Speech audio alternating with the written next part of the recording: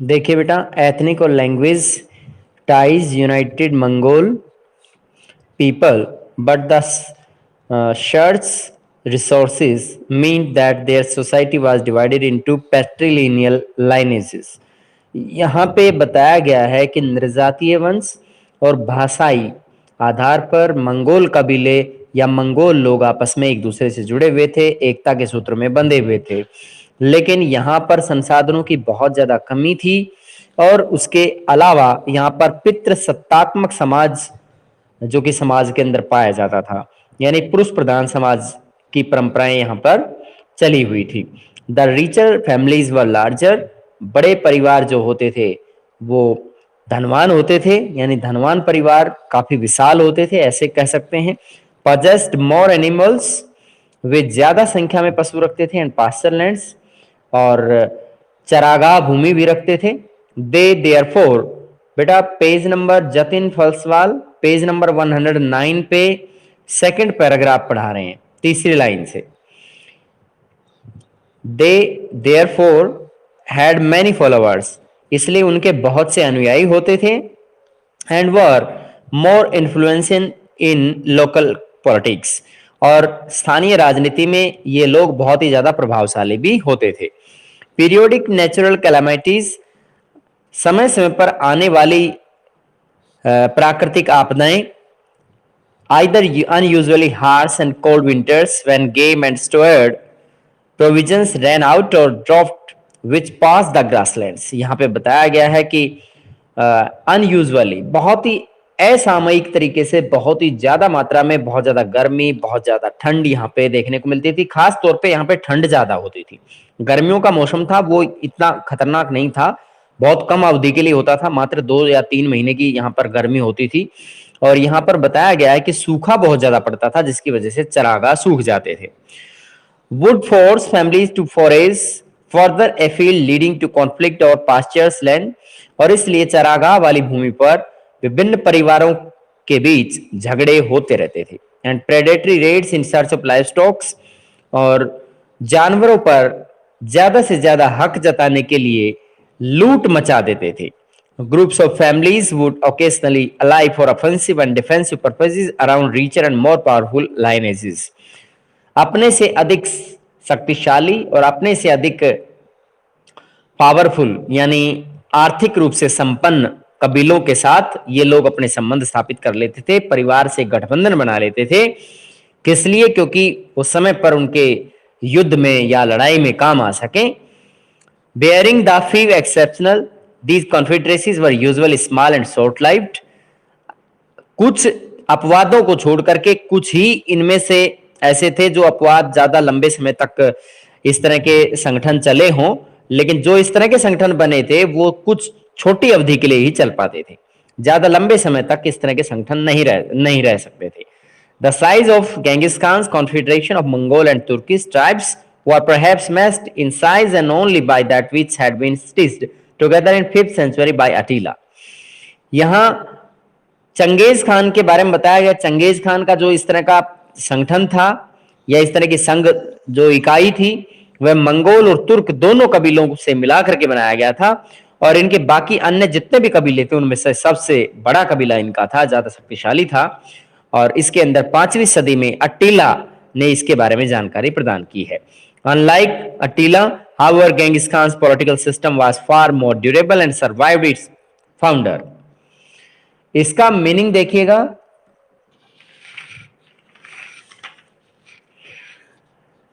Unlike Attila, however, Genghis Khan's political system was far more durable। कि जैसे अटीला के कहने के अनुसार या उसके लेखन के अनुसार चंगेज खान का जो राजनीतिक प्रणाली थी या उसकी राजनीतिक प्रणाली बहुत ही ज्यादा अनुकूल थी, बहुत अच्छे तरीके से उसने प्रशंसनीय राजनीतिक प्रणाली लागू कर रखी थी। एंड सर्वाइव्ड इट्स फाउंडर, और इनके संस्थापक भी काफी हद तक जो है जब तक सत्ता में बने रहे तब तक ये प्रणाली चलती रही।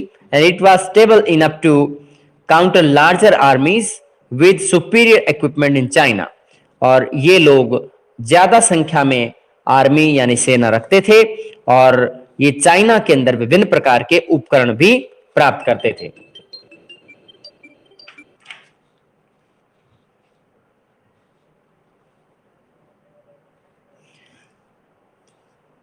चाइना के अंदर विभिन्न प्रकार के उपकरण भी ये लोग प्राप्त करते थे। इसमें ये बताया गया है कि ज्यादा बड़ी सेना रखते थे, उसके साथ साथ चाइना के साथ उपकरण भी प्राप्त करते थे। ईरान एंड ईस्टर्न यूरोप, और इसके अलावा ईरान से भी उपकरण प्राप्त करते थे, सेना के उपकरण और खेती के उपकरण भी, और यूरोप के पूर्वी भाग से भी प्राप्त करते थे। And as they establish control over these regions, और जैसा कि इसमें बताया गया है कि ये इस क्षेत्र पर इन्होंने अपना पूरी तरह से नियंत्रण स्थापित कर लिया था मंगोलों ने। The Mongols administrate complex agrarian economies, और यहाँ पर मंगोलों के प्रशासन का जो बहुत ही जटिल अर्थव्यवस्था देखने को मिलती थी। And urban settlement, sedentary societies, और यहाँ पर शहरी बस्तियां भी देखने को मिलती थी, सेडेंट्री सोसाइटीज, और व्यवस्थित समाज देखने को मिलता था। That were quite distant from their own social experience and habitat, जो कि उनके अपने सामाजिक अनुभव और अपने खुद के पुनर्वास या निवास से बहुत दूरी पर होता था। तो मंगोल लोग क्या करते थे कि दूसरे क्षेत्रों पर चढ़ाई करते थे, एक से बढ़कर एक अर्थव्यवस्थाओं को लूटने की कोशिश करते थे, बड़े बड़े शहरों को लूट लेते थे और उसको तहस नहस कर देते थे। Although the social and political organization of nomadic and agrarian economies were very different. यहाँ पर यद्यपि सामाजिक और राजनीतिक जो संगठन होते थे ये यायावर समाज की तरफ से और यहाँ की अर्थव्यवस्था के हिसाब से वो बिल्कुल अलग अलग तरह के होते थे। The two societies were hardly foreign to each other, और यहाँ पे दो तरह के समाज यहाँ पे बताए गए हैं जो कि एक दूसरे के लिए विदेशी थे। In fact the scant resources of steppe land draw Mongols and other Central Asian nomads to trade and barter with their sedentary neighbours in China. वास्तव में यहाँ पर बहुत ही कम मात्रा में पाए जाने वाले संसाधनों की वजह से स्टेपी क्षेत्र में जितने भी मंगोल या फिर दूसरी मध्य एशियाई क्षेत्र में जो भी यायावर समुदाय के लोग रहते थे, उन्हें व्यापार के लिए और विभिन्न प्रकार के संधि समझौतों के लिए चाइना जैसे पड़ोसी मुल्क पर या इस तरह के मुल्क के साथ में समझौता करना पड़ता था, या इन पे वो पूरी तरह से निर्भर रहते थे। This was mutually beneficial to both parties, ये दोनों ही मतलब पार्टी के लिए, दोनों देशों के लिए, दोनों पक्षों के लिए, यहाँ पर पक्ष इस्तेमाल करें, दोनों ही पक्षों के लिए ये लाभदायक होता था। Agricultural produce and iron utensils from China were exchange for horses. यहाँ पर कृषिगत जो उपज है और उसके अलावा लोहे से बनने वाले जो उपकरण हैं चाइना के साथ में एक्सचेंज किए जा सकते थे घोड़ों के रूप में, यानी उनसे घोड़े लिए जा सकते थे, फर्स या फिर जानवरों की चमड़ा प्राप्त किया जा सकता है। Game trapped in the steppe, और इसके अलावा यहाँ पर विभिन्न प्रकार की जो वे वस्तुएं जो किसी खेल के अंदर या जाल वगैरह बनाने के अंदर भी इस्तेमाल होती थी, तो वो भी यहाँ पे प्राप्त हो सकती थी। Commerce was not without its tensions, यहाँ का जो वाणिज्य है वो बिल्कुल बगैर किसी चिंता के जारी हो रहा था। And specially as the two groups unhesitatingly applied military pressure to enhance profit, यहाँ पर ज्यादा मात्रा में लाभ प्रदान करने के लिए दो समुदाय यहाँ पर बताया गया है, ये बगैर किसी बेहिचक तरीके से सैन्य दबाव को विशेष रूप से यहाँ पर लागू करते थे। When the Mongol lineages allied, they could force their Chinese neighbors to offer better terms।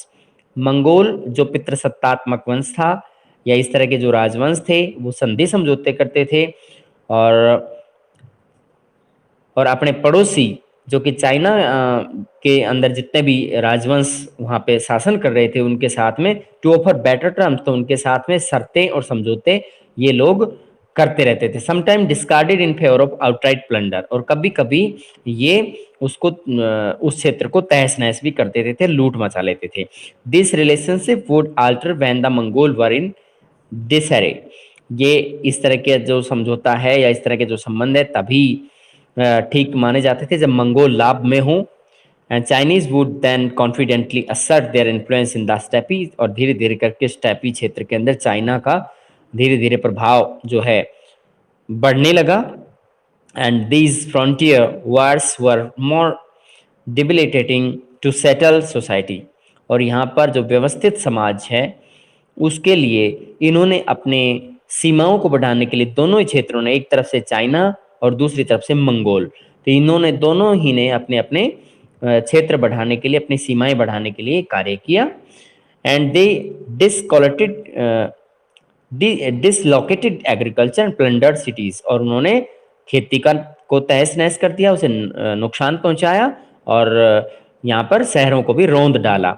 And nomads on the other hand, और इस तरह से यायावर जो दूसरी तरफ, could retreat away from the zone of conflict, वे इस तरह के विवादों से अपने आप को दूर रखते थे।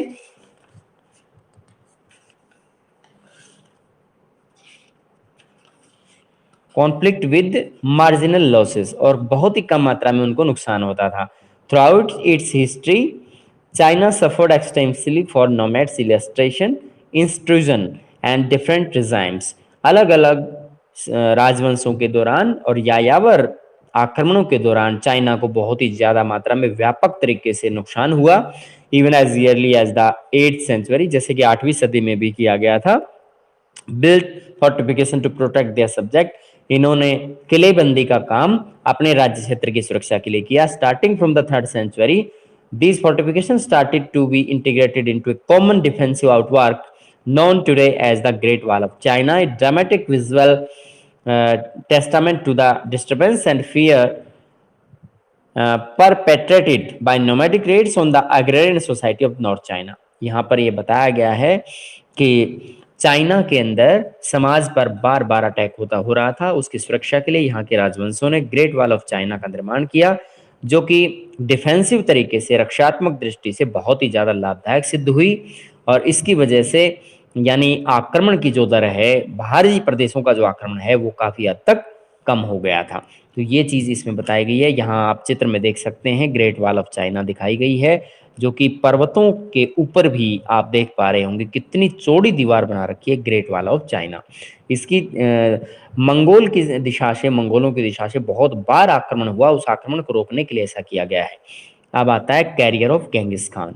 चंगेज खान का व्यक्तित्व कैसा था, वो जीवन में कितने कामयाब हुए, कितने नहीं हुए, क्या क्या उनकी उपलब्धियां रही, उनके बारे में हम इसमें पढ़ेंगे। तो ये उस क्वेश्चन का जवाब है, what do you know about Genghis Khan. Genghis Khan के विषय में आप क्या जानते हैं। तो यहाँ ये चित्र है, ये ग्रेट वॉल ऑफ चाइना है बेटा। अब आगे चलते हैं। Genghis Khan was born sometime around 1162 near the Onon River in the north present day Mongolia। Genghis Khan का जन्म आधुनिक मंगोलिया के अंदर 1162 के आसपास ओनोन नदी के समीप हुआ। Named Temujin, he was the son of Yesugei the chieftains of the Kiyat, a group of families related to Borjigid clan. यहाँ पर यह बताया गया है कि इसका बचपन का नाम तेमुजीन था, इसके पिता का नाम येसुजई, जो कि कियात कबीले के मुखिया थे। और यहाँ पे बताया गया कि group of families related to Borjigid clan, और इनका जो परिवार था ये बोरिजिगिद वंश से बिलोंग कर रहा था, उससे संबंधित था। His father was murdered at an early age, उनके पिता को छोटी अवधि में मार दिया गया।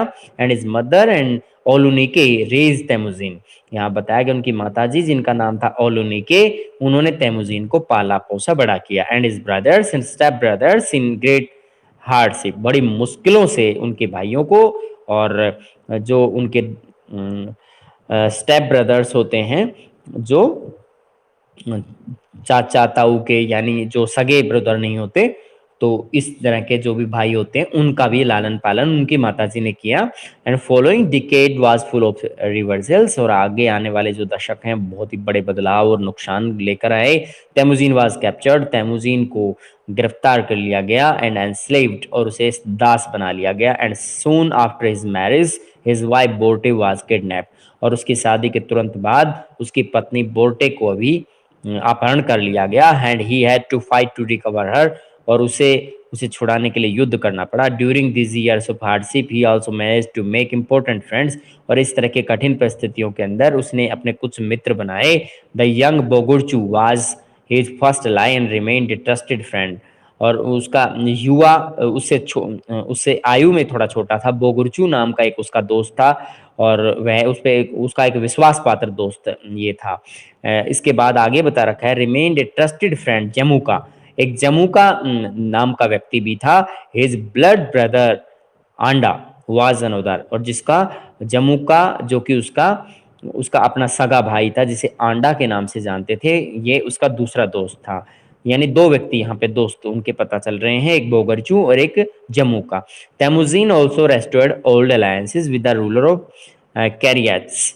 यहाँ पे कैरियत कबीले के किरियात कबीला जो है उसके अंदर बता रखा है, उसके साथ में उसके पुराने संबंध होते थे, उनके शासकों के साथ उसके पुराने संबंध थे। Toghril Ong Khan his father old blood brother, और तुगरिल खान या फिर ओंग खान नाम का जो व्यक्ति था वह उनके पिता का father's old brother blood brother, वह उनके पिता का सगा भाई था, तो Ong Khan. Through the 1180s and 1190s, 1180 से 1190 के दशक के दौरान Temujin remained an ally of Ong Khan.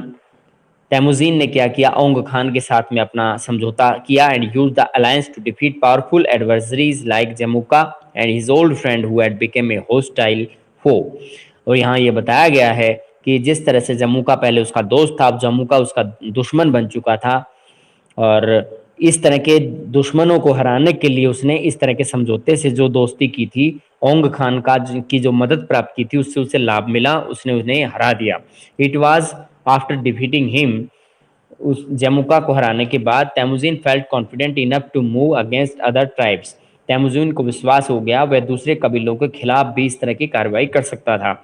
The powerful Tatars his father's assassins, जो शक्तिशाली तातार कबीले के जो लोग जिन्होंने उनके पिता का सरकलम किया था या उन्हें मृत्युदंड दिया था।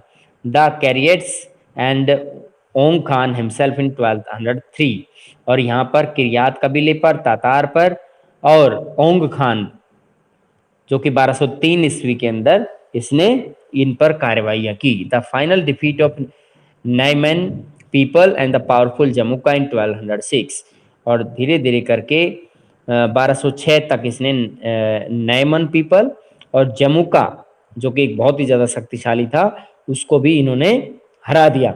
Left Temujin as a dominant personality in the politics of steppe land, और इस तरह से स्टेपी के क्षेत्र में जो स्टेपीज घास का मैदान है उस क्षेत्र के अंदर तैमुजीन को एक स्वतंत्र एक महत्वपूर्ण राजनीतिक नेता के रूप में पहचान दिलाई। That was recognized at an assembly of Mongol chieftains. उसने मंगोल जो नेता लोग होते थे उनकी एक संगठन बुलाया, उसके एक समझौता किया, एक पूरी मीटिंग आयोजित की जिसे कुरिलताई के नाम से जानते हैं, और where he was proclaimed the great Khan of the Mongols. उसे मंगोलों में महान खान की उपाधि उसे दी गई, and with the title Genghis Khan, और उसे चंगेज खान की उपाधि से भी नवाजा गया। द ओशियनिक खान, उसे समुद्री खान भी कहा गया, एंड यूनिवर्सल रूलर, और ब्रह्मांड का शासक यानी पूरी दुनिया का शासक की उपाधि भी उसे दी गई। जस्ट बिफोर द कुरिलताई ऑफ 1206, यहाँ तक बताइए बेटा किसी तरह की प्रॉब्लम है तो बता सकते हैं।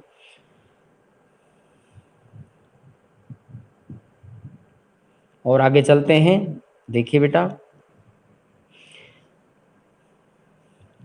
जस्ट बिफोर द कुरिलताई ऑफ 1206, कुरिलताई के संगठन के गठन होने से पहले 1206 ईस्वी में Genghis Khan had reorganized the Mongol people into more effective and disciplinary military force that facilitated the success of his future campaigns. Mongol लोगों को उसने बहुत ही प्रभावशाली और अनुशासन में एक सैन्य बल का उसने गठन कर दिया, और उस सैन्य बल के बदौलत ही वे आगामी दिनों के अंदर जो सैन्य अभियान कर पाया या आयोजन कर पाया तो वो सब संभव हो पाए। The first of his concern was to conquer China, सबसे पहला उसका जो अभियान था वो चाइना पर था। Divided at its time into 3 रियल्म्स, इसको 3 भागों में बांटा जा सकता है। द हसी हसिया people of Tibetan origin in the north western provinces, इसमें एक हसी हसिया जो लोगों का क्षेत्र है जिसमें तिब्बत में उनकी मूल उत्पत्ति मानी जाती है, जो उत्तर पश्चिम के अंदर एक प्रोविंस होता था। The Jurchen was Chin dynasty ruled north China from Peking, Peking से, जिसको आज के समय में बीजिंग कहा जाता है, चाइना के अंदर इस राजवंश पर, इसको जर्चेन कहा जाता है। जर्चेन नामक राजवंश यहाँ पे शासन करते थे। जर्चेन हुज चिन डायनेस्टी, यहाँ पर हमें शासक को बताना पड़ेगा जरचेन, और चिन है वो राजवंश है। तो चिन राजवंश के जरचेन नामक शासक ने बीजिंग से चाइना के अंदर और उत्तर में शासन स्थापित किया। द संग dynasty who control south China, और जो सुंग डायनेस्टी होती थी, सुंग राजवंश, उसका दक्षिण चाइना में उसका नियंत्रण था। बाय 1209 हासी हसिया वर डिफीटेड, ये क्षेत्र उसे 1209 में हरा दिया गया। The great wall of China was breached in 1203, 1213 में चाइना की जो ग्रेट वॉल ऑफ चाइना है उसको लांग लिया गया, उसे पार कर लिया गया। पेकिंग सैक्ड इन 1215, 1215 में पेकिंग को लूट लिया गया। Long drone out battles against the China continued, और इसके बाद में लंबी लंबी लड़ाइयां चाइना के साथ कंटिन्यू लड़ी गई इन 1234, but Genghis Khan was satisfied enough with the progress of his campaign to return to the Mongolia homeland in 1206. 16 जब 1216 में चंगेज खान एक सैन्य अभियान को आयोजित करने के बाद जब अपने घर लौटा तो उस समय वो बहुत ही संतुष्टि महसूस कर रहा था।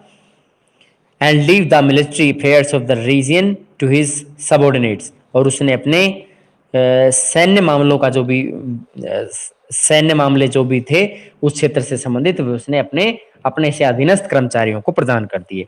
After the defeat in 1218 of Karakhitai who control the Tianshan mountain north west of China, यहाँ बताया गया है कि 1218 में कराखिता की हार के बाद यहाँ पर त्यानसेन पर्वतीय क्षेत्र का, जो कि चीन के अंदर उत्तर पश्चिमी भाग है, Mongol dominant reached the Amu दरिया, तो मंगोल जो सेना थी वो अमू दरिया तक पहुंच गए थे। The states of Transoxiana and Khwarizm, जो कि ख्वारिज्म और ट्रांक्शोना का प्रदेश होता था। Sultan Muhammad the ruler of Khwarizm, सुल्तान मोहम्मद जो कि ख्वारिज्म का शासक था, felt the fury of Genghis Khan rage, वह चंगेज खान के गुस्से से डरता था। When he executed Mongol envoys, क्योंकि उसने मंगोलों की दुश्मनी मोल ले ली थी और वह उनके बारे में जानता भी था। In the campaign between 1219 and 1221, 1219 से 1221 के दौरान जो भी सैन्य अभियान आयोजित किए गए, द ग्रेट सिटीज, तो उनमें ओट्रार, बुखारा, समरकंद, बल्ख, गुरगंज, मर्व, निशापुर और हेरात, इन सभी शहरों के अंदर चंगेज खान ने सैन्य अभियान भेजे। Surrender to the Mongol forces, और ये सभी मंगोल सैन्य बलों के सामने इन्होंने बाद में आत्मसमर्पण कर दिया। Town had registered were devastated, और छोटे छोटे कस्बों को पूरी तरह से बर्बाद कर दिया गया। At Nishapur where a Mongol At Nishapur, where a Mongol prince was killed during the siege operation, Genghis Khan commanded that the town should be laid waste in such a manner. Genghis Khan ने आदेश दिया कि town should be laid waste, तो इस तरह के जो कस्बे हैं उनको बेकार पड़े रहने देना चाहिए। इन सच ए मैनर, एक तरीके से, that the site could be ploughed upon, उसने इस तरह की दुश्मनी का बदला लिया। चंगेज खान ने आदेश दिया कि शहर को या इस कस्बे को इस तरह से बर्बाद कर दिया जाए, इस तरह से प्लंडर किया जाए कि पूरी तरह से इसके यानी जो ईंट पत्थर जो भी चीजें हैं उनको उठा करके कहीं दूर ले जाया जाए और यहाँ पर खेती यानी हल चलाने योग्य खेत तैयार हो सके। That in the execution of vengeance for the death of prince not even cats and dogs should be left alive, और उसने ये भी कहा कि यहाँ पर कुत्ते और बिल्लियां भी जिंदे नहीं रहने चाहिए। और उसने मतलब अपने राजकुमार की हत्या का इस तरीके से बदला लिया। Estimated extent of Mongol destruction, मंगोलों के वे औसतन नुकसान का यहाँ पे कुछ ब्यौरा दिया गया है, वो देखिए। All reports of Genghis Khan campaign agree at the vast number of people killed following the capture of cities that defied his authority, जिन जिन लोगों ने उसकी अथॉरिटी को नहीं माना, उसकी सत्ता को नहीं माना, चंगेज खान के सैन्य अभियान के दौरान बड़ी संख्या में लोगों को मार दिया गया जो लोग नहीं कहना मानते थे। The numbers are staggering at the capture of Nishapur, Nishapur के सैन्य अभियान के दौरान जो कि 1220 में आयोजित किया गया था, 17,47,000 people were massacred while the toll at the Herat in 1222 was 16 lakh people at the Baghdad in 12,58,000। तो यहाँ पर यहाँ ये जो संख्या है और भी ज्यादा है।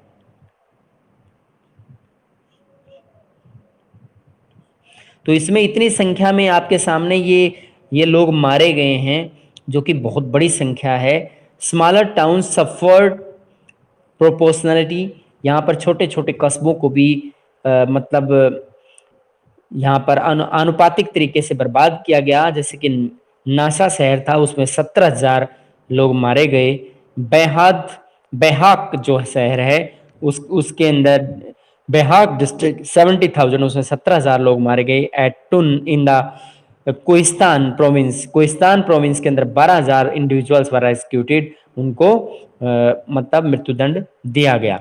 और इसके अलावा ऊपर भी दिया गया है कि यहाँ पर 1220 में निशापुर में ये संख्या 17,47,000, दूसरा 1222 में हेरात के अंदर 16 लाख, और इस तरह से ये जो संख्या है आप देख सकते हैं कितनी बड़ी संख्या है। इतना बगदाद के अंदर सबसे ज्यादा नुकसान किया इन्होंने। Juvaini the Persian chronicler of the Ilkhans, यानी एक जुवेनी नाम का एक राइटर था, एक लेखक था, जो कि फारसी भाषा के अंदर क्रॉनिकल लिखता था। उसने क्या क्या stated that 13 lakh peoples were killed in Merv के अंदर 13 लाख लोग मारे गए। He reach the figure because it took 13 days to count the death. उसने इतना समय इसलिए लगाया क्योंकि उसको 13 दिन लगे इतनी संख्या में लोगों को गिनने में। And each day they counted 1 lakh people. यहाँ पे बताया गया है कि कम से कम एक दिन के अंदर उन्हें 1 लाख लोग वो गिन पाते थे, यानी इतने शवों को ही वो गिन पाते थे। कॉर्प्सेस होता है शव, इतने शवों को गिन पाते थे, इसलिए उनको 13 दिन लगे। और 13 डेज के बाद में उनको 13 लाख लोगों के मरने की खबर जो कि यहाँ से मिली। और इतना कहाँ पे मारे गए हैं? मर्व नामक शहर के अंदर से मारे गए हैं। तो यहाँ तक बताइए बेटा, कोई प्रॉब्लम है तो बता सकते हैं।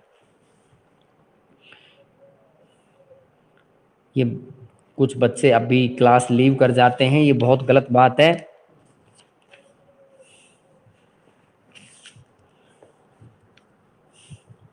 Mongol forces in pursuit of sultan Muhammad pushed into the Azerbaijan. Azerbaijan नामक क्षेत्र के अंदर sultan Mohammad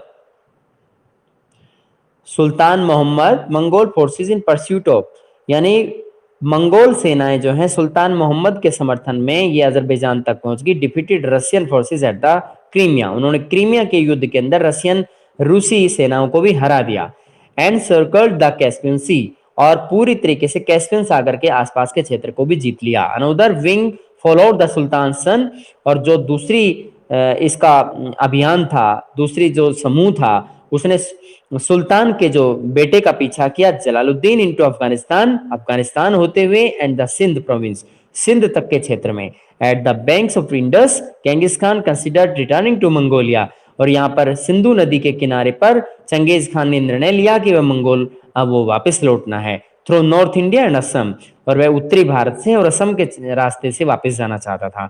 but the heat, लेकिन गर्मी का मौसम था। Natural habitat and ill portents reported by his shaman soothsayer made him the change in his mind, और वह अपने असम के इलाके से वापस लौटना चाहता था, लेकिन यहाँ पर जो प्राकृतिक जिस तरीके का क्षेत्र ये है, दुर्गम जो रास्ते थे और बीमारियों की वजह से उसके सैनिकों ने लड़ने से मना कर दिया, इस वजह से उसकी जो योजना है वो सफल नहीं हो पाई। आगे देखिए बेटा, Genghis Khan died in 1227, Genghis Khan 1227 में गुजर गया, यानी मृत्यु हो गई। Having spent most of his life in military combat, उसने अपना अधिकतर समय सेना के अंदर लड़ते हुए बिताया। And his military achievements were astounding, and they were largely a result of his ability to innovate and transform different aspects of steppe combat into extremely effective military strategies। उसने क्या किया, उसकी सैन्य उपलब्धियां बहुत ही ज्यादा एक तरह से अच्छा रिजल्ट देने वाली रही, क्योंकि उसने क्या किया, अपनी सेनाओं की क्षमता को बढ़ाया, उसमें सुधार किए, उसने उसमें बदलाव किए। स्टेपी क्षेत्र के अंदर सैन्य जो गतिविधियां होती थी उनको आधुनिक बनाया। And horse riding skills of the Mongol जैसे कि मंगोलों के अंदर घुड़सवार जो कौशल था उसको डेवलप किया। And the Turk provided speed and mobility to the army, और तुर्क लोगों के द्वारा घोड़ों का इस्तेमाल जो है इससे सेना की गतिशीलता और उसकी स्पीड को एक स्थान से दूसरे स्थान पर पहुंचाने में मदद की। वो जल्दी पहुंच सकते थे। Their abilities as a rapid shooting archers from horseback or further perfected during regular hunting expeditions which doubled that as field maneuvers। और यहाँ पे बताया गया है कि वो तेज गति से यानी धनुर्धारी के रूप में और घोड़े पर बैठ करके वो तीर कमान चला सकते थे, और वो बड़े पैमाने पर दूर दराज के क्षेत्र से शिकार भी करके ला सकते थे। The steppe cavalry had always travel light and move quickly. और जो स्टेपी क्षेत्र की जो सेनाएं होती थी वो यानी बहुत तेजी से एक स्थान से दूसरे स्थान पर यात्राएं करती थी। But now it brought all its knowledge of the terrain and the weather to do the unimaginably. They carried out campaign in the depth of the winter and treating frozen river as the highways to the enemy cities and camps। यहाँ पे बताया गया कि उन्होंने हर क्षेत्र के अंदर उन्हें मौसम का ज्ञान हो गया, उन्हें हर तरीके की जलवायु का उसे पता चल गया, तो वो मौसम देख करके ही इस तरह का हमला करते थे। जैसे सर्दियों के अंदर वे यूरोप के अंदर इतना ज्यादा हमला या आयोजन नहीं करते थे, जब गर्मियां आ जाती थी तो उस समय वो सैन्य आयोजन करते थे।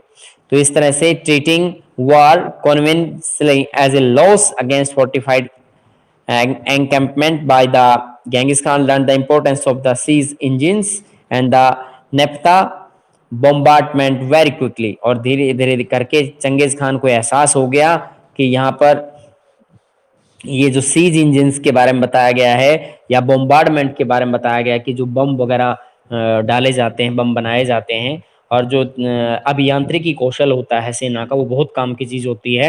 His engineers prepared light portable equipments, और उनके जो इंजीनियर्स थे उन्होंने हल्के ऐसे हथियार बना दिए थे जिनको ले जाया जा सकता था, कंधे पर रख के ले जा सकता था। Which was used against opponents and the devastating effect. और वह शक्तिशाली भी होते थे और सामने वाले दुश्मन के खिलाफ आराम से उनका यूज भी किया जा सकता था। तो इस तरीके से हम देखें तो चंगेज खान ने आधुनिक तरीके से लड़ना, आधुनिक तरीके के कौशल का अपने सेनाओं के अंदर इस्तेमाल करना शुरू कर दिया था। तो यहाँ तक का टॉपिक आपको पढ़ना है। किसी तरह की कोई प्रॉब्लम है तो पूछ सकते हैं, यू कैन आस्क। ठीक है बेटा। यहाँ एक व्यक्ति को पनिशमेंट देते हुए आपको दिख रहे होंगे, यहाँ पे दो व्यक्ति दिखाई पड़ रहे हैं कि ये व्यक्ति है कि ये व्यक्ति है। बीच में आग जला रखी है, इस व्यक्ति को यहाँ पर बांध रखा है लकड़ी के सहारे, और यहाँ एक व्यक्ति एक हथियार से यानी कुहाड़ा लेकर के और एक व्यक्ति की गर्दन काट दी गई है। तो इस तरीके से पनिशमेंट के इनके तरीके बहुत खतरनाक थे, जिसकी वजह से लोग इनका विरोध नहीं कर पाते थे। तो याद रखिए बेटा, ये यहाँ पे चंगेज खान का जो बचपन का नाम है वो तैमुजीन है, पिता का नाम यसुजई है, ओलुन इके नामक उनकी मदर का नाम है, और बोर्टे उनकी पत्नी का नाम है, और जमुका उसका सगा भाई भी है और उसका दोस्त भी है। ओंग खान उसके पिता का सगा भाई है, और यहाँ पर हम उनके विषय में काफी कुछ जान चुके हैं। चंगेज खान 1162 ईस्वी में मंगोलिया के अंदर ओनोन नदी के पास उसका जन्म हुआ, और मृत्यु है 1227 ईस्वी में चंगेज खान की हुई है। उसने अपने जीवन में कौन कौन से सैन्य सुधार लागू किए, कौन कौन से कितनी जीत हासिल की, उसके विषय में हम पढ़ चुके हैं। यहाँ तक कोई प्रॉब्लम है बता सकते हैं।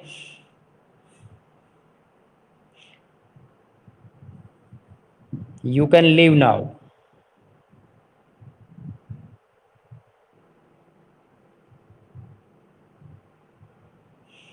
मधु प्रियंका कुछ पूछना है तो पूछिए।